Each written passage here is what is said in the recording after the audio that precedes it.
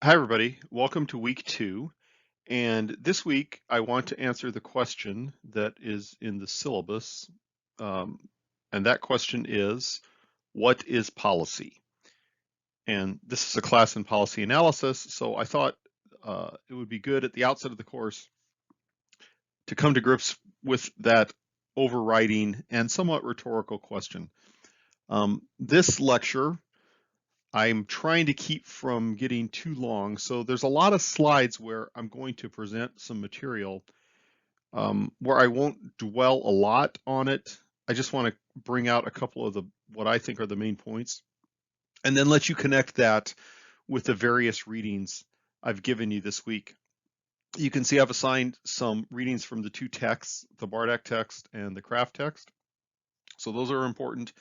Also assigned some additional readings, a little piece I wrote on one of the sources on Hogwood and Peters. And then also I've asked you to look at a website of Professor Paul Kearney, who's in Scotland. And I really like Professor Paul Kearney's website because he does a great job really of explaining and simplifying the world of policy studies. So look at his website, the link I've given you, but please feel free to explore his website in the coming weeks because I think it'll really be helpful for you as we explore the issue of policy development and policy implementation and policy analysis. So let me move right into this. So yeah, it's a large question. What is policy? And maybe it's a bit of a review to you because you might think, well, I already know what policy is. But let's think through this. Now, Kearney uses this definition: the sum total of government action from signals of intent to final action. So there really are a couple of things to unpack there. And as you think through what policy is about, think through unpacking that sentence in your mind. This idea of government action, and the question is, does that mean always positive action, or does it also mean the government just choosing not to do something? Signals of intent. What does signals of intent mean? Does that denote some crisis that happened? Does that denote people simply paying attention to trends changing? And then to final action. And so is final action always really final? That's a big question. And so we want to think through policy, even though what looks like policy seems obvious sometimes, maybe it's not as obvious as we think. And the question I alluded to just ahead of this sentence was, is policy ever really settled? And I'm going to use some examples here to talk about this question of whether policy is actually really settled. And so these last 4 questions or so that I have on this slide, think about these. We do have a lot of policy in the United States. We do have a lot of government intervention into, if you like, the economy or the everyday affairs of human beings like us. And so the question is, how much policy is too much? How much law is too much? Have we reached that tipping point years ago? And what would that tipping point really be? So I don't want to make a partisan stance on that, but these are legitimate questions that people ask. So I alluded to some examples of policy. So let me talk about these 3 or 4 examples that I talked about on that previous slide. First of all, Social Security. Well, during this course, I'm going to refer back to Social Security quite a bit because Social Security is firmly entrenched in U.S. law. The Social Security Act was passed in 1935. It looks, discussions to the contrary. I don't think Social Security is necessarily going anywhere, and so it's really a part of our lives, right? This is something that all of us grew up with. It's something that your grandparents grew up with, and so it's really firmly entrenched in not just our law, but in our culture, really. Well, one of the things about Social Security that's really interesting to me as a policy is that Congress doesn't come along every year and make a lot of changes to Social Security. There have been some very important amendments to the original law, but one of the provisions that is fairly constant is this thing we call COLA, or cost of living allowance. Well, if you are a Social Security recipient, each year you probably will get a COLA, which is a raise in the entitlement check that you get each month. And that is based on the Consumer Price Index, or the CPI. And so the CPI, as a measure of inflation, drives what the COLA will be. Well, this idea that that happens is also part of the law. And so Congress can't, in any given year, simply say something like, let's not have a COLA this year, or let's make the COLA 5%, or let's make the COLA less than the CPI formula says it should be, because that would require going back and changing the law that created the COLA in the first place, and Congress is loath to do that.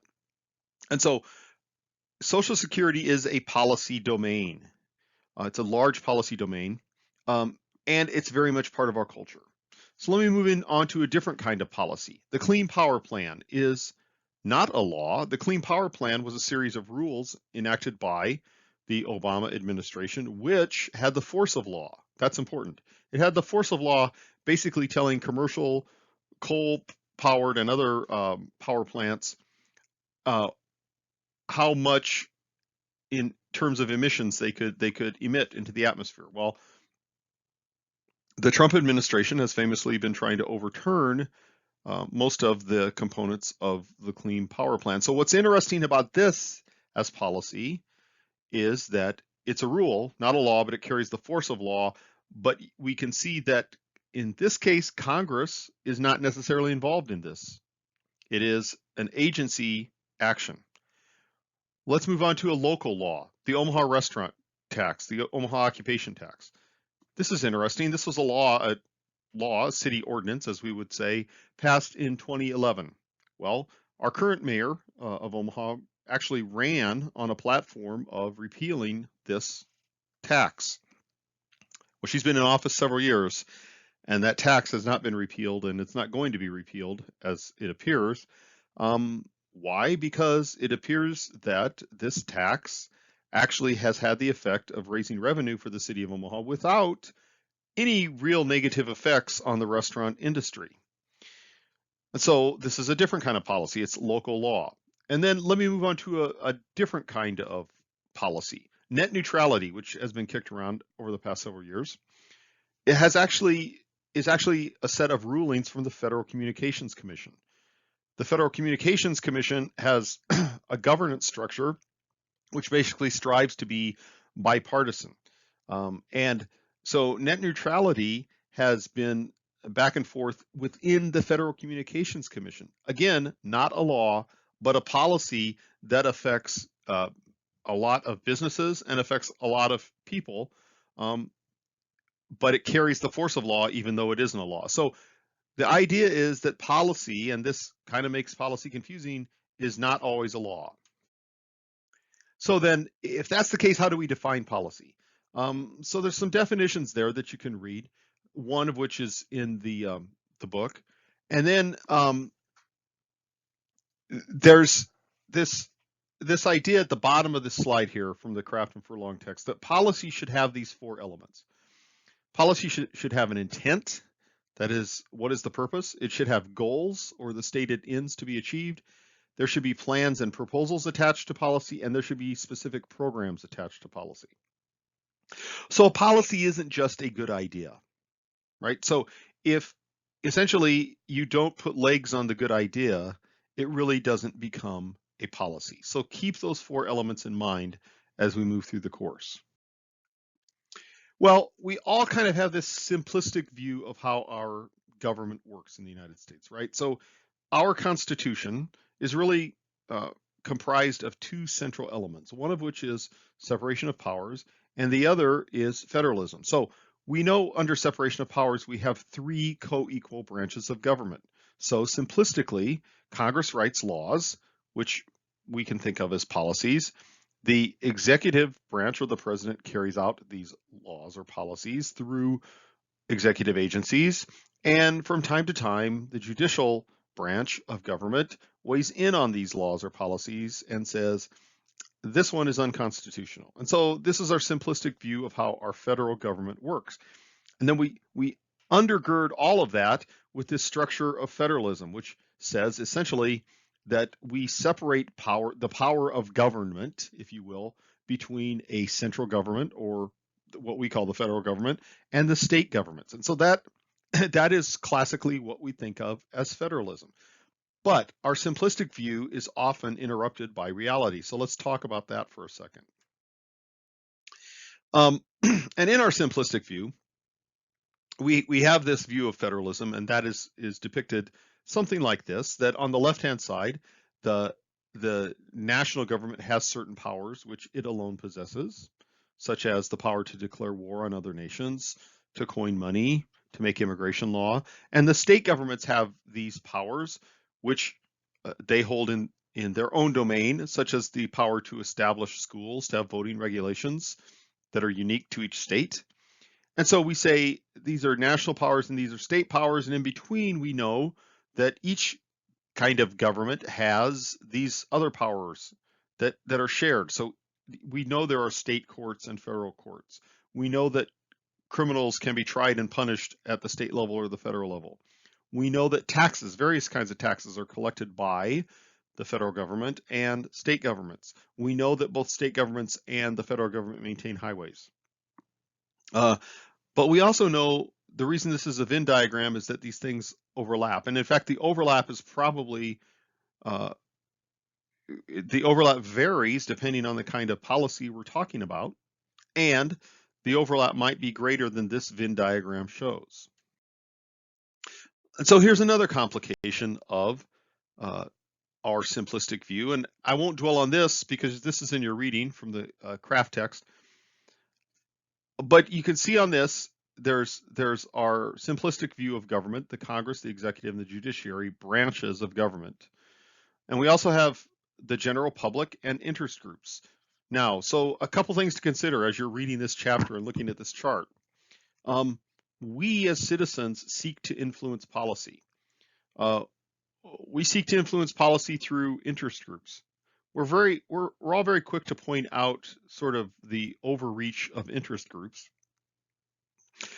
However, when we do that, one of the things we have to keep in mind is that, in fact, members of the general public are involved in various interest groups. They might not be interest groups that you're interested in, but members of the general public are involved in interest groups. And so we're trying to influence the shape of policy. And the second thing to keep in mind from this chart are those arrows that go up. Think of the three branches of government not as branches of government. Think of them as venues in this sense. And so if we want to change policy, there are various venues we can choose to actually influence policy. And so we know we can think of case studies where we know that laws and policy have been changed through congressional law. They have been changed through executive order. They have been changed through court decisions. And so if you think of those branches of government as venues, that sort of opens up a whole new way of thinking about policy and how policy actually gets affected. Just a little bit more on complicating this simplistic view. This chart, also from the text, happens to depict the executive branch of government. And so we think classically that law is carried out through the executive branch. But the executive branch is a lot more complicated than we think. And in fact, this chart is actually a gross simplification of the executive branch. But on the left-hand side, we have the executive departments. These are the secretaries of, the Secretary of Agriculture, the Secretary of Commerce, and so on. And so these secretaries run these executive departments, all of which have these, greater or lesser sized portfolios of policy areas that they manage. And so these secretaries are appointed. They are political appointees by the president, but confirmed by the Senate. But on the right-hand side, we have other federal agencies, and the way these operate varies. So for example, the Federal Reserve System is managed by a board of governors. Well, the chair of the Federal Reserve and the governors are appointed, but their terms actually are longer than the terms of the President of the United States. And so that's one of the ways the Fed, which sets interest rates, actually keeps its independence from partisan politics, and that's by design. And so you can actually go to the websites of all these other agencies, and it's actually a great exercise to do this, to understand the governance structure of these various commissions, which are part of the government and which actually have a hand in setting policy. Their powers vary. The Securities and Exchange Commission, for example, oversees just what it sounds like, the exchange of securities on stock exchanges. Well, they can actually take action against violators of securities laws and fine them. So fining a company would really be considered a judicial power, would it not? And so some of these agencies have legislative, judicial, and some executive power. So it's interesting to think about how this sort of complicates our simplistic view. So given all that, then why do we create policy? And so the Kraft and Furlong text point to about three things: political reasons, moral or ethical reasons, or economic reasons. So economic reasons is one of the classic ideas of why government actually involves itself in the market to begin with and creates policy in sort of vacant or vacuum spaces in the market. But so political reasons, really, we've seen this throughout the history of the United States, why we created certain policies or why we created certain programs or agencies. The political reasons vary, right? And often it involves a shift in public opinion or the rise of a social movement. And so the civil rights movement of the 50s and 60s really coincided with the Great Society programs that President Lyndon Baines Johnson had in mind and actually was able to convince Congress to put in effect. Moral and ethical reasons might be because, in fact, in spite of what people say, we do legislate morality often. One of the reasons that Social Security was passed in the first place during the Great Depression was a moral reason, and that moral reason was that people didn't uh, didn't like the specter of a whole population of senior citizens dying in a destitute condition. And so we have these political reasons, moral and ethical reasons, and then economic reasons, which we often term as market failure. And I just want to spend a couple minutes on market failure and why this is important. And so what is market failure?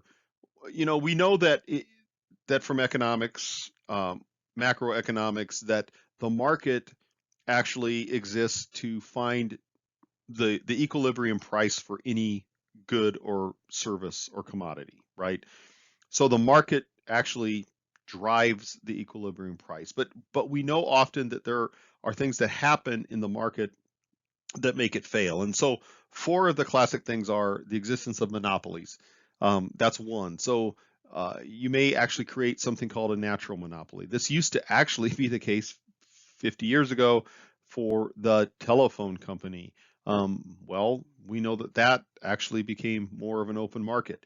But that's often applied to utilities such as the distribution of gas or the distribution of electricity or the distribution of water.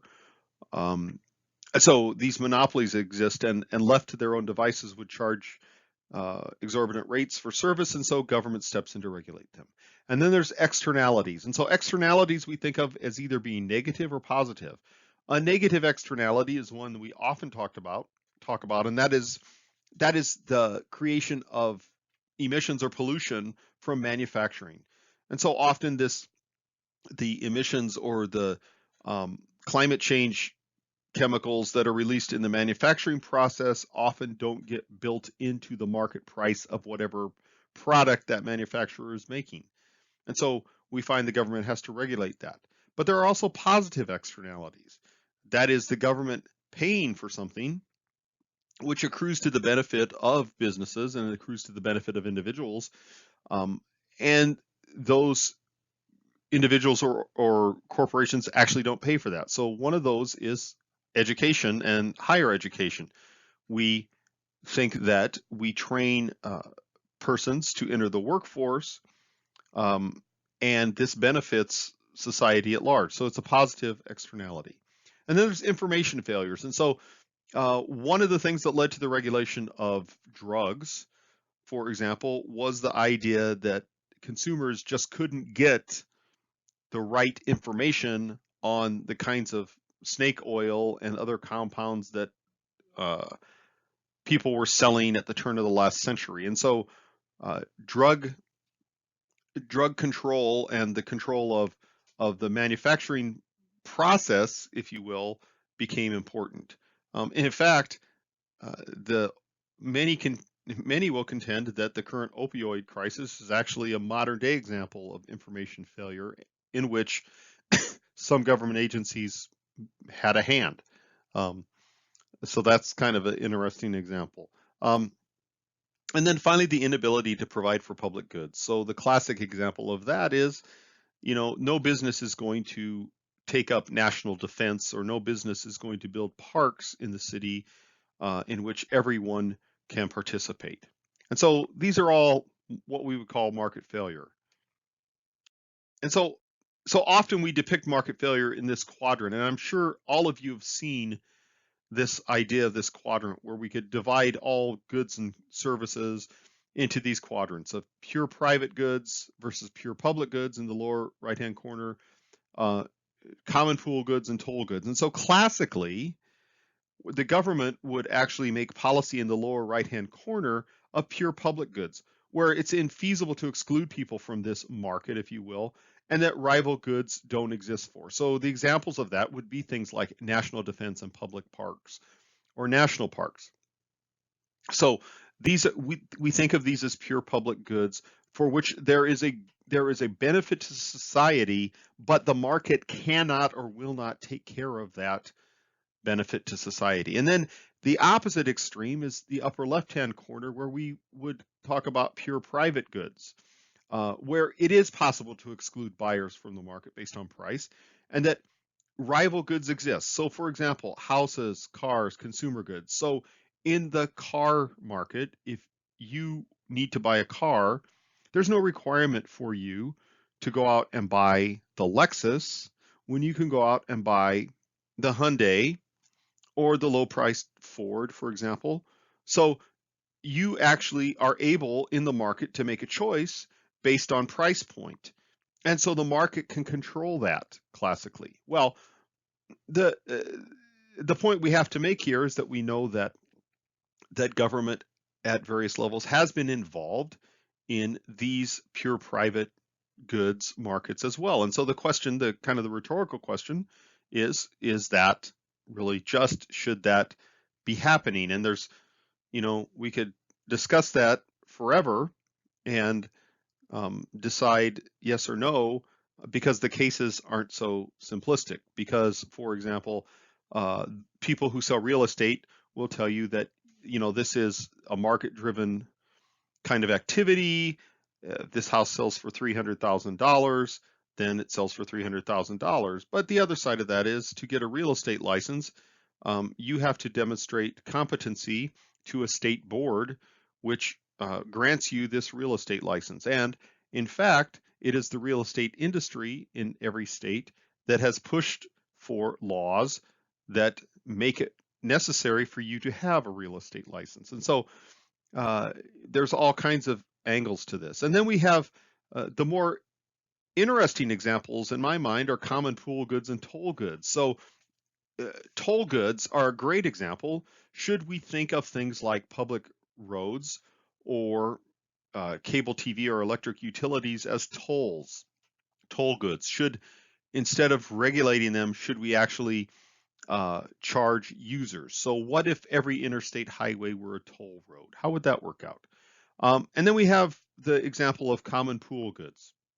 The western part of the United States is just a great example of common pool goods, because so much land in the West is owned by the federal government. And ostensibly, one of the reasons that's done is to actually save the resource for future generations. So instead of classically a rancher overgrazing land and then moving on to new pasture, the federal government charges rents and fees for the rancher to graze the cattle, and then shuts down that range land when it's showing signs of overgrazing. So in every one of these areas of this quadrant, we can see government involvement. And so the question that we end up debating with each other is, what is the limit of government involvement in the economy? And I'm not going to answer that question for you, but I think it's one that's interesting. So the Craft and Furlong chapters, chapters 2 and 3, as well as the Bardak text, and my little paper on Hogwood and Peters kind of set you up for this next discussion. How do we make policy?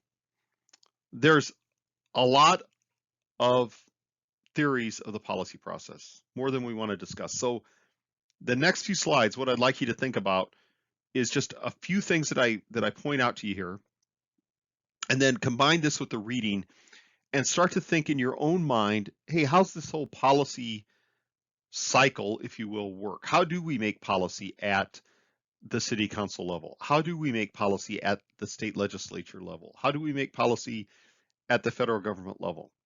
And how do we make policy at the agency level, if you will? So think about how policy is made, and these models, excuse me, talk about how this occurs. So let's talk about this. I'm just going to point out a couple things on each slide. I'd like you to fill in the blanks with your own reading. So this is from Professor Kearney, Paul Kearney. This is the classic policy cycle. He didn't come up with this, but this is really what we have decided. If we thought policy were a rational process and it followed some kind of cycle, this is what it would be. It would start up there in the upper right-hand corner with agenda setting. Somebody has a good idea. That moves on to policy formulation, where in some constituted branch of government, somebody formulates a policy. And then that policy is legitimated through some, again, constitutional process, i.e. think of Congress passing a law and the president signing it. This moves on to implementation, where the policy is actually, if you will, put on the street and worked out in practice. Leading to evaluation, we go back in retrospect and we say, okay, does this policy work? And based on the results of that, we come to this phase of policy maintenance, succession or termination, where we actually tweak the law or we tweak the policy, and then we go through the cycle again. So what the policy cycle assumes is that there is a rational step-by-step approach to making policy. That's the takeaway from that. This is also from Professor Kearney, and here's what he says policy actually ends up operating in reality. Take a look at this chart. This is on his website as well. What he's really saying is that in the middle of all this, we have some policy choice to make. It could be a rational choice or it could be an irrational choice. But what affects that choice? What he says affects that choice are all these things. The institutions of government, networks between people in government, people outside of government, the context, that is, what's happening in the environment, events, that could be catastrophic events, something like a 9/11 attack, something like a massive crop failure. So events, ideas. These could be just ideas that people have had for a long time that think tanks are writing about for years or decades. And then the various actors in multiple levels and types of government. So not just elected officials, but appointed officials. And you could even combine that with the one that talks about networks and talk about journalists, talk about interest groups, talk about influential businesses. And so what Kearney is saying here is that all of these things have a hand in the creation of policy. And these are going to play a part in the next few models I'm going to talk about here. I gave you a paper, just a real short paper that I wrote as part of my dissertation on Hogwood and Peters, 1983. And what Hogwood and Peters contend is that new policy is a very rare beast, that in fact most of what we call policy is really the succession of policy that already exists. So we are creating policy, we are layering policy on top of policy that already exists. And so what they say is there's four things that can happen: policy innovation, policy succession, policy maintenance and policy termination. Those are on the left-hand side of this chart. And so I use Social Security as an example here. So if we use Social Security as an example, we think of policy innovation. That goes all the way back to the original law in 1935. So this thing called Social Security was innovated in 1935. There was no existing organization at the federal level. There were no existing laws at the federal level for Social Security. And so, of course, there was no previous expenditure on this. And so Congress innovates this policy called Social Security. But then the next step in the Hogwood and Peters typology is policy succession. And so this is also a purposive act. And so we can think of things that have been succeeded or added onto Social Security. One great example is Medicare, which was added in 1965. So what did this do? This actually changed the Social Security organization, if you will, a little bit, because it had to administer now Medicare, which became part of the Social Security law. It added some new expenditure to the law. And then there's policy maintenance, and I referred to this before. The idea of cost of living adjustments based on the Consumer Price Index was added in the 1960s to Social Security. It didn't change the Social Security law per se. What it did was it added a new law which adds to the budget, as a matter of fact, of Social Security. And then we finally come to policy termination. So for the Social Security example, the answer is not yet. No one has decided we're going to do with Social Security. It's often called the third rail of American politics, as in the third rail of a subway train. Don't touch it.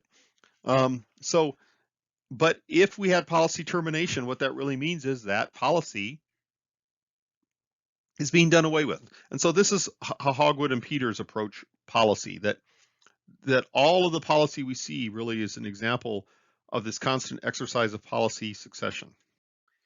And then back in the 70s, 74, 75, Hofferbert came up with this idea, which he called the funnel of causality. And I list the sources, by the way, at the end of this lecture. So what Hofferbert was saying is that policy comes out of the environment.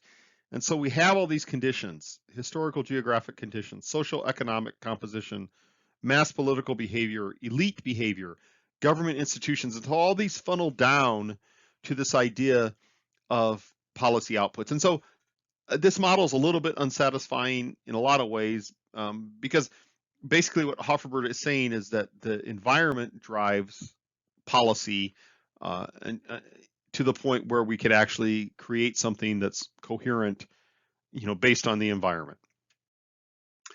And then we have a systems model. And so the generic systems model basically is like any kind of systems model. We have inputs, we have activities, and we have outputs. And so the inputs are things like election results, public opinion, the way we communicate with elected officials. And then into this black box go all these inputs. So the black box itself is what we might think of the sausage making, if you will, of the government, either the legislative branches of government or agencies. And so these are turned into something coherent in that black box through compromise, through deal making, through other things we don't want to know about. And then at the end of this, we get laws, regulations, and decisions. And in a systems model, everything operates within an environment. So this is a useful way, really, to think of policy. But again, it doesn't do a lot of explanatory work beyond saying that there's a black box in which things get done in response to inputs and in response to the environment. This is one that you will encounter because this is just very it's very popular with students. John Kingdon's multiple streams model, or he called it the three streams model. So really this is an agenda setting model. What Kingdon was saying way back in '84, and he revised this in the '90s, was this idea that in our political culture, if you will, there's always things going on. We always have problems. We always have policies, and we always have politics going on. And so if you think of these things, these three things as streams that don't intersect except on rare occasions, this is what Kingdon said results in policy. So um, if you think of problems such as um, we have a hard time integrating the work of various federal agencies that all are involved in homeland security. So we also have a policy stream. And so we have think tanks thinking about, hey, what if we had ways of combining the efforts of all these agencies like the Coast Guard, like the Immigration Service, like uh, Customs, and then we have a politics stream. And so we have members of Congress interested or disinterested in this. And then suddenly we get a window of opportunity like the 9/11 attacks. And so soon after the 9/11 attacks, we created an Office of Homeland Security under the Bush administration. And very soon after that, we created a Department of Homeland Security. Well, the Department of Homeland Security did not result from some ideas that people had in the weeks following 9/11. In fact, these ideas had been around for a very long time. People have been thinking about this, but 9/11 provided what Kingdon would call the window of opportunity through which these three streams actually converge together, the problem stream, the policy stream, and the politics stream to create policy. So that's the Kingdon model. And then we have punctuated equilibrium, which I think the book talks about based on the ideas of Professors Baumgartner and Jones and others in about 1991, 1993, and after that. So what Baumgartner and Jones were really doing is they were talking about, they were looking at budgets at the federal level. And so what they noticed is that budgets proceed in sort of an equilibrium incremental fashion. They don't really increase or decrease in pronounced ways, no matter what kind of budget line you look at, but that every once in a while, there was a punctuated change to that equilibrium, which was the result of policy change. And so what did they say caused that? What they said caused that was that there may be a period of increased attention to a particular policy area such that Congress simply can't escape it anymore and has to take action. And so they might create a new budget equilibrium for that policy area, and then that will return to a new kind of policy equilibrium. So what Baumgartner and Jones are saying, bottom line, is that lawmakers, this is their theory, that lawmakers prefer to see things proceed incrementally and only address things when they're forced to, either by events or by indicators moving out of control. And then there's Snyder and Ingram, and they have a really interesting theory beginning in about 1993 and following of social construction of policy. So what they assert is that policy is actually created by lawmakers and others based on how they socially construct the clients of that policy. And so they divide the clients of policy into four different kinds of groups, which they call the advantaged, the contenders, the dependents, and the deviants. And so what they contend with some pretty good evidence is that you can look at policy and say that policy itself and the implementation of policy are shaped the way they are because of the way lawmakers and policymakers socially construct the client populations. So take a look at that and think through how some policies actually end up being implemented, and you can really see the argument that Snyder and Ingram are making. And then there's the Advocacy Coalition framework of Sabatier and Jenkins Smith. So what they are saying is, and I'm not going to go through every box on this chart, but what they're really saying is that policy is influenced by various coalitions, and these coalitions consist of not just lawmakers, but it could be people like journalists, it could be people like think tanks, it could be people like interest groups who willingly coalesce together in coalitions to influence, and sometimes temporary coalitions, to influence the shape of policy through various venues at the government level. So that could be agencies, that could be lawmakers, it could be in making rules, it could be making in new laws to actually create new policy. And so What Sabadia and Jenkins Smith were adding to this argument is the idea that it's not just lawmakers, it's other people in these coalitions that actually influence the shape of policy. And so with that in mind, if we think back to that idea of the policy cycle, that very linear logical approach, there are many theoretical ideas of how policy actually takes shape. They can get kind of confusing. There's a lot of numerous policy actors that play roles, as I just talked about real briefly, because I want you to think about this as you read Kraft. And then add to this the idea of evidence-based policymakers, which you can find in Professor Kearney's website, along with the Hogwood and Peters observations I give you. So all that in mind, sorry about that, what I'd like you to think about in the discussion this week is just take one of these approaches. It doesn't have to even be the ones I talked about. One of the approaches that you read about in the readings and provide just some of your own observations about that approach and about how you think policy might be made.